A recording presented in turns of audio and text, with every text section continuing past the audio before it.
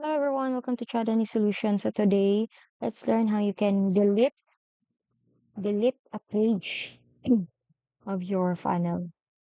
So in this in this you can delete it here, but if you go back, you can have an X option here. And if you want to delete that one, just type in delete. Then after that, if you want to rename a page, click this gear icon. Then you can rename that one.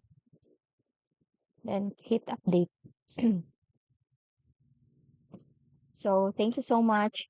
If you find this helpful, don't forget to like and subscribe.